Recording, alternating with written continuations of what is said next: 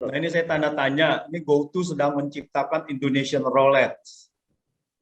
Ya, di mana ajangnya itu adalah ya bisnisnya dan juga di bursa efek.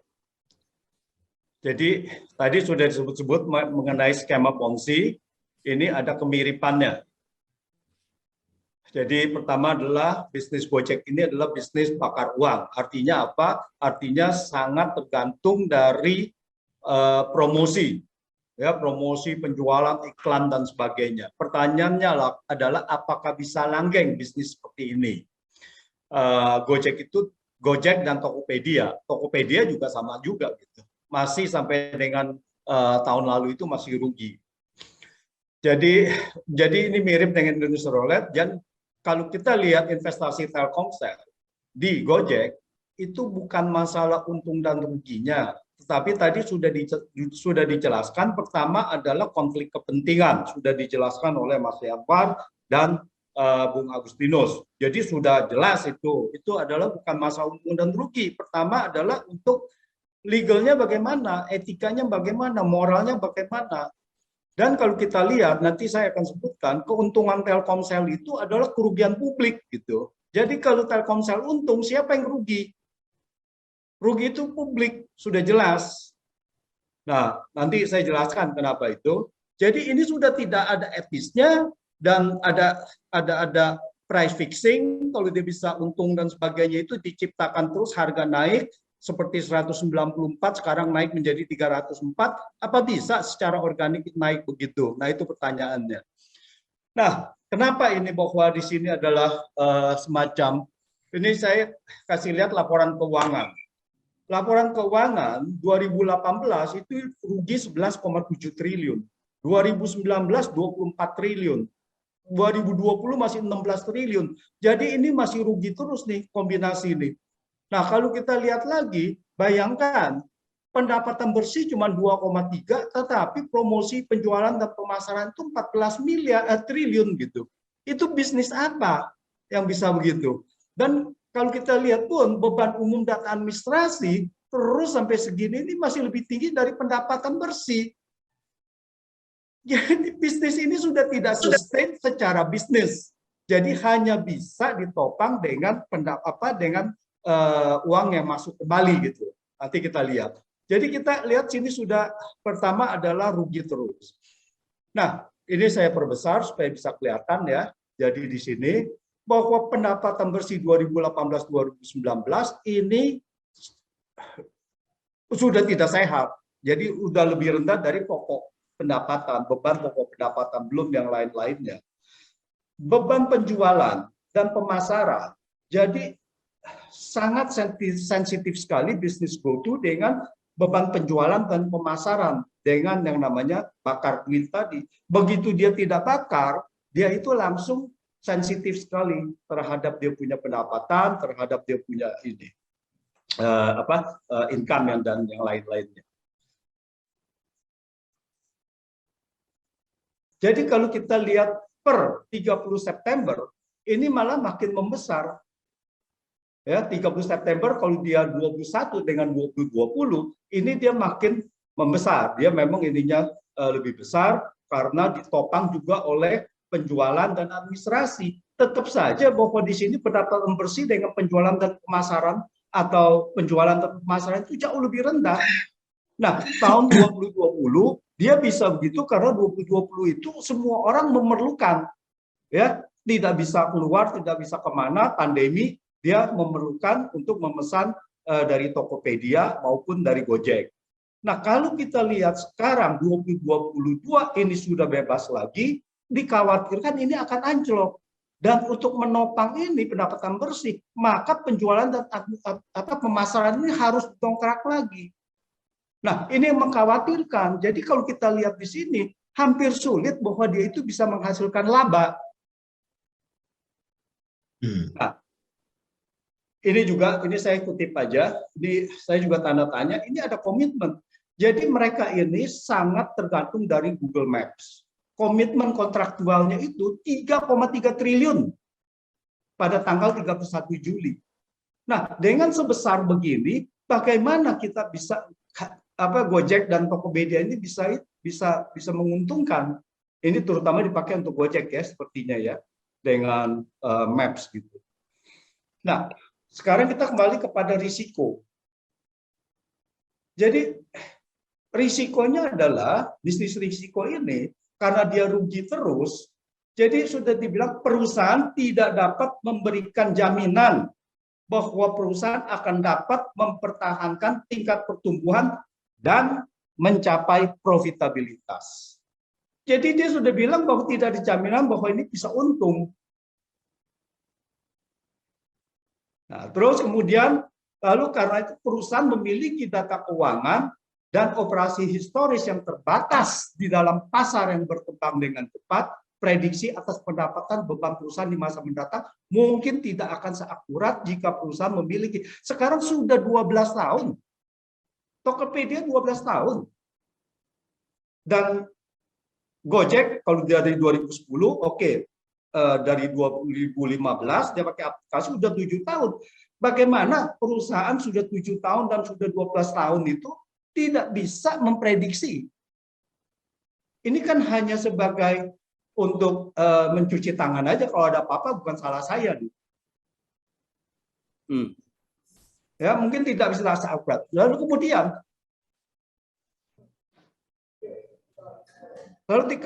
maka kinerja operasi perusahaan dapat menjadi berbeda secara material dari yang diperkirakan. Dan hal tersebut dapat berdampak negatif terhadap kegiatan usaha, kondisi keuangan, dan hasil operasi perusahaan. Jadi kita lihat GoTo bilang, saya ini tidak bisa memprediksikan saya punya itu. Jadi apa? Artinya semacam gambling, game, tidak bisa manajemen, tidak bisa memperkirakan. Jadi ini kan sangat risiko sekali bagi publik yang mau investasi. Di sini ada lagi dia mengatakan perusahaan telah mencatatkan rugi bersih sejak didirikan. Dan perusahaan mungkin tidak dapat mencapai profitabilitas. Jadi ruginya itu tadi yang sudah saya sebutkan 11,7, 24 triliun, 16,7 triliun untuk 3 tahun 2018, 2019 dan 2020. Dan rugi 8,169 triliun untuk periode 7 bulan sampai dengan 31 Juli 2021. Jadi perusahaan mencatatkan akumulasi rugi bersih 20 triliun, 43 triliun, dan 57 triliun pada tanggal 31 Desember 2018, 2019, dan 2020. Dan serta 65 triliun pada tanggal 31 Juli 2021. Dan kemudian 69 triliun pada tanggal 30 September 2021. Kerugian akumulatif. Jadi akumulasi ruginya adalah 69 triliun per 30 September 2021. Apa dampaknya? Dampaknya adalah kebijakan dividen. Jadi kebijakan dividen dikatakan jumlah pembayaran dividen di masa depan akan bergantung pada laba ditahan. Laba ditahan yang tadi ya akumulasinya 69 triliun, 65 triliun sampai dengan 37. Jadi oleh karena itu pengembalian apapun kepada pemegang saham mungkin terbatas pada kenaikan jika ada dari harga saham yang mungkin tidak akan pernah terjadi. Ini ditulis di dalam prospektus. Yang mungkin tidak akan pernah terjadi. Jadi kalau ada yang mengatakan bahwa ini harga saham naik-naik terus, itu kita tanda tanya. Selama dia masih rugi, bagaimana harga saham bisa naik? Kalau tidak ada price fixing, insider trading, dan sebagainya. Nanti kita lihat di situ. Jadi di halaman 438 dari prospektus itu dia katakan, emiten hanya dibolehkan untuk membagikan dividen pada setiap tahun jika emiten memiliki akumulasi laba ditahan yang positif. Artinya setelah 69 triliun, dan itu akan bertambah lagi ya, kalau kita bilang pada akhir 2021 atau 2022, pasti masih akan rugi, itu akan bertambah terus. Anggap saja bahwa setelah itu adalah 100 triliun. Jadi dia harus membalikkan laba 100 triliun baru bisa membagikan dividen. Jadi laba ditahan itu harus positif. Baru bisa membagikan dividen. Artinya apa? Artinya kita tidak bisa mengharapkan ini dapat dividen. Investasi di GoTo ini tidak mungkin bisa dapatkan dari dividen. Dengan memperhatikan peraturan perundang-undangan yang berlaku di Indonesia dan anggaran dasar, emiten bermaksud dengan persetujuan dari pemegang saham di RUPS tahunan membagikan dividen setelah emiten memperoleh akumulasi laba ditahan yang positif. Ditegaskan lagi sama dia. Nah, jadi investor tidak bisa mengharapkan dari dividen, tidak bisa mengharapkan dari keuntungan. Dari mana dia dapat? Pengembalian apapun kepada pemegang saham mungkin terbatas pada kenaikan jika ada dari harga saham emiten yang mungkin tidak akan pernah terjadi. Akibatnya pemegang saham mungkin perlu mengandalkan penjualan saham yang dimiliki setelah apresiasi harga yang mungkin tidak akan pernah terjadi, diulang-ulang terus. Sebagai satu-satunya cara, ya, ingat, sebagai satu-satunya cara untuk merealisasikan keuntungan masa depan atas investasi mereka. Kalau dia untung, dia bisa menjual lalu untung, akhirnya investor yang terakhir yang di mana harga saham itu tidak bisa naik itu akan rugi. Ini yang dimaksud dengan skema Ponzi. Ya, jadi kita mirip bahwa skema Ponzi itu adalah menurut Security Exchange Commission adalah skema Ponzi adalah kejahatan investasi. Perlu dicatat ini, kejahatan investasi dengan membayar investor dengan pendanaan dari investor baru. Artinya kita bisa dapat untung dari investor yang beli saham kita karena dari operation udah nggak bisa. Lalu kemudian si investor tadi harus bisa menjual dengan harga yang lebih tinggi lagi dan seterusnya sampai satu titik itu akan kolaps. Itulah Ponzi pengertiannya. Jadi artinya membayar investor bukan dari hasil operasional seperti dividen, tapi dari menjual saham kepada investor lainnya. Dan kemudian investor lain itu menjual saham lagi, sampai akhirnya kolaps dan terjadi kerugian massal. Ini investor SEC-nya. Nah, ini saya cuma mau highlight saja. Yang menarik adalah sebelum mereka IPO, ini adalah harga saham yang dipakai untuk valuasi dari Telkom. Sepertinya dengan harga 378 atau 375. Ini mungkin ada pembulatan atau apapun. Jadi, pada bulan Desember, perusahaan membeli kembali sahamnya. Jadi dia buyback. Dengan harga 378. Ini berapa harga yang mereka, si investor ini? Ini belum IPO. Berarti harga sebelum-sebelumnya, berarti 378. Dia bisa buyback begitu sebelum IPO kepada siapa? Siapa ini yang diuntungkan? Apakah salah satu pendiri, Anda dapat dulu 1,9 triliun. Nah, berapa harga perolehannya dia? Sebagai iseng aja, apakah bayar pajak atau tidak, kan gitu. Kita punya Menteri Keuangan lagi lapar pajak juga nih. Kalau ngeliat pajak ya pasti cukup cukup tergiur. Nah, ini kan ada yang mengatakan tadi bahwa ya tidak apa-apa, bahwa turun naik itu sama aja, dan sekarang 304 itu sudah 304 Telkom sudah untung karena harga perolehannya sebenarnya 270. Nah, sekarang kita lihat di sini kemungkinan besar ada insider trading. 4 hari trading naik Rp110 atau 56,7%. Dari 194 ke 304, itu tanggal 16 itu hari Waisak, ada libur, berarti itu 4 hari trading, naik 56,7%. saham normal tidak akan naik 56,7%. Potensi adanya insider trading untuk menentukan harga, jadi ini harga ini ditentukan, insider trading bukan untuk keuntungan, tetapi untuk price fixing. Wah, ini sangat kriminal sekali kalau di luar negeri. Itu seluruh saham GoTo sudah tercatat di bursa. Jadi saya enak, saya pemegang saham, Mas Nur Hidayat pemegang saham, kita cross saja harganya kita naikkan. Ya kita jual 200, Mas Nur beli 200. Nanti kita jual lagi menjadi berapa? 210. Saya beli 210. Terus saja kita cuma cross saja. Yang kita bayar cuma komisinya saja. Enggak ada uang cash. Oleh karena itu harus dilihat siapa brokernya. Siapa pihak yang menjual. Ini akan langsung tercatat semuanya. Dan kalau kita lihat di bursa itu adalah saham goreng-menggoreng itu adalah hal yang biasa. Jadi insider trading, price fixing itu adalah hal yang biasa. Nah, jadi kalau kita lihat lalu kemudian operasional, kas. Kas ini adalah rugi 10 triliun defisit dari operasi loh. Dari operasi defisit 10 triliun, 19 triliun, 7 triliun.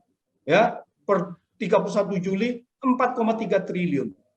Ini bisnis rugi, bisnis bakar duit. Hanya bisa survive kalau dia dapat aliran dana terus. Ya, tahun 2018 dia dapat 20 triliun. Dia dapat dari investor 23 triliun. Dia dapat dari investor 2020, 23 triliun lagi. Dan di sini adalah Telkomsel, di sini kita tidak bisa lihat, ini adalah karena goodwill ya. Kalau dikurangin 98, anggap aja hampir 100, yaitu cuma 2 triliun masuk. Nah, jadi intinya adalah apa yang terjadi kalau pada saatnya investor itu berhenti. Saya nggak kuat lagi. Ini momentum investor sudah tidak kuat lagi, maka ke publik. Nah, jadi kita lihat. Yang kedua adalah GoTo ini harus pinjam duit itu dengan 8% dalam US dollar. Dan sudah jangka pendek semua pinjamnya. Oktober 2019 dia harus jatuh temponya Juli. Jadi dia sudah ada sudah main short term punya 9 bulan. Ya, Oktober ke Juli itu 9 bulan. 8%. Lalu kemudian pada Maret katanya dilunasin. Ini pinjam ini telah dilunasin pada Maret. Padahal Maret itu dia pinjam lagi. Jadi dia pinjam dengan yang tinggi lagi, dengan bunga yang jauh lebih tinggi, 15%. Jatuh temponya Maret 2021 dan dilunasi katanya pada bulan September 2020. Jadi 115 juta US dollar ini pasti untuk membayar itu. Nah, kemudian pada 16 November Telkomsel masuk. Apakah di sini September? Ya kita nggak tahu. Apakah uangnya ini akan November? Apakah ini untuk menutupi ini? Kan menarik. Artinya pada saat itu 2020 itu dari global sudah tidak ada duit, kurang lebih gitu ya, pandemi. Maka Telkomsel masuk untuk membayar hal-hal seperti ini. Ini dugaannya.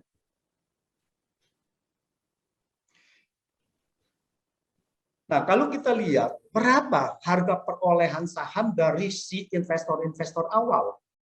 Kalau kita lihat dari jumlah saham dan setoran modalnya, maka harga saham, ini yang baru ya, saya sudah konversi kepada ini, sebelumnya adalah harga saham yang dalam jutaan, lalu kemudian ini dalam nominal Rp1, maka dia Rp109, 138, 200. Ini harga saham rata-ratanya.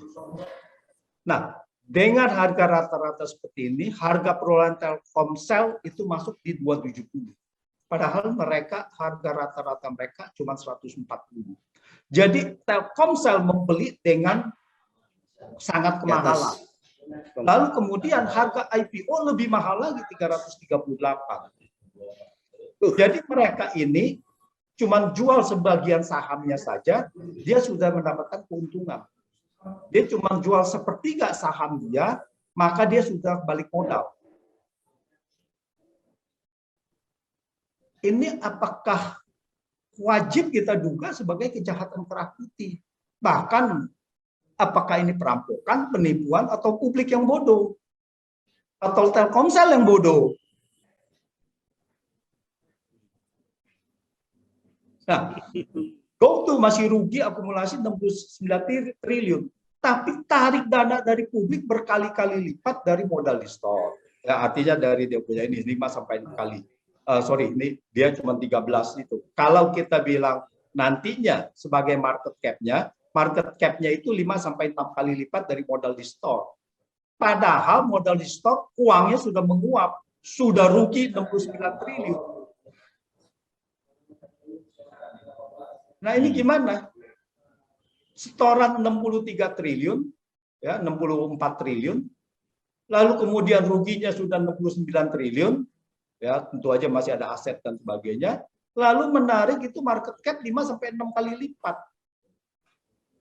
Di mana pengawasan OJK, pengawasan pasar modal kita, ini benar-benar sangat bahaya bagi investor publik. Lalu kemudian yang 98 ini kan ada kenaikan yang cukup drastis nih ya. Ini karena ada kenaikan dari akuisisi Tokopedia. Tokopedia itu sedang rugi. Lalu goodwill-nya 98 triliun. Ya, harusnya kan ada loss will kan ya, diselamatkan gitu. Kemudian 98 triliun. Kenapa goodwill-nya 98 triliun? Kalau saya menduga karena kerugian Gojek lebih tinggi dari kerugian Tokopedia, maka Tokopedia harus diberikan kompensasi. Sama-sama rugi tapi dia dapat kompensasi. Wah, hebat ini.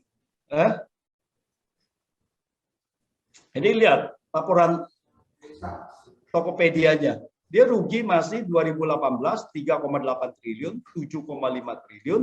Jadi kita lihat sebelum pandemi semuanya Gojek dan Tokopedia 2019 itu kerugiannya itu meningkat hampir double, lebih dari double. Itu juga Gojek juga dari 11 ke 24 gitu. Pandemi mereka terselamatkan sedikit. Begitu pandemi sudah lewat 2022 menurut saya mereka akan dapat tekanan lagi. Karena orang sudah tidak belanja di Tokopedia, ada belanja sedikit tapi tidak seintens pada saat pandemi dan juga dengan Gojek. Gojek dulu kita GoFood-nya hebat sekali, kemungkinan sekarang tidak lagi. Nah, jadi aktivitas operasinya juga, mereka cash flow-nya juga defisit terus. Jadi sama saja gitu. Lalu kemudian harus ada penambahan dana, aktivitas dari pendanaan. Ini 12 triliun, 3,4,7 triliun. Jadi ini bisnis selama masih ada investor, mereka bisa survive. Tapi kalau tidak, maka mereka akan berpotensi sekali akan pilot. Nah, jadi apa kesimpulan dan sarannya? Kesimpulannya aja, bisnis GoTo itu sangat berisiko bagi pendanaan publik. Ini harus dilarang. Apalagi harga IPO-nya itu sangat tinggi. Nah, GoTo berpotensi pilot ketika pendanaan terhenti. Nah, dia baru IPO 11 April, lalu di Q2 ini dia sudah keluarkan di bulan Mei, mereka mau private placement 35 triliun. Apa jadinya kalau 35 triliun tidak masuk? Siapa yang mau 35 triliun yang mau masuk dengan harga seperti IPO? Apakah harga ini akan diturunkan dulu lalu ada investor masuk dengan harga rendah, kemudian baru naik lagi? Ini kan potensi-potensi kecurangan semua. Mereka yang bisa ngatur semua. Private placement, oke, saya mau di harga 200, dibikin dulu 200, nanti harganya 300 mereka jual lagi. Siapa yang rugi? Akhirnya publik yang tidak mengerti. Dipikirnya 200, 194, 150, dipikirnya udah murah. Karena dia mengharapkan harga seperti IPO. Itu harga ilusi. Nah, akuisisi Tokopedia merugikan investor. Ya, tentu saja karena prospek bisnis Tokopedia pun sangat suram. 12 tahun berdiri masih rugi. Ya, nilai akuisisi itu adalah di luar akal sehat. Jadi saran saya adalah pemegang saham pendiri. Jadi semua saham sebelum IPO harus dilarang menjual sahamnya di bursa. Supaya tidak ada price fixing, supaya terjadi benar-benar jangan merugikan, itu untuk melindungi investor publik. Sampai GoTo bisa menghasilkan laba dan membagikan dividen, sampai bisa menjadi normal kembali, menjadi perusahaan normal. Ya, untuk menghindari insider trading dan price fixing. Jadi untuk melindungi investor publik. Nah, kemungkinan besar saham GoTo hanya bisa naik dari kemarin ini 194 menjadi 300-an dengan cara tidak normal. Harus diselidiki siapa pihak yang melakukan transaksi. Ini kalau di SEC sudah ketangkap semua ini, sudah tahu semua kalau di SEC ini. Nah, sekarang kan masalahnya kan di sini juga kalau regulatornya mau pasti ketangkep, tapi masalahnya kan mau apa tidak, atau malah mau melindungi. Dan saya sarankan adalah untuk menghindari, pertama adalah, jadi di sini ada dua isu. Isu satu adalah Telkomsel sebagai perusahaan publik, dan isu kedua adalah publik. Ini dua-duanya harus dilindungi. Nah, GoTo untuk yang mudahnya adalah membeli saham Telkomsel. Supaya Telkomsel udah harus keluar dulu. Jangan Telkomsel mendapatkan laba dari kerugian publik. Tidak beretika, tidak bermoral. Dan pasti melalui cara-cara kejahatan kera putih, yaitu price fixing.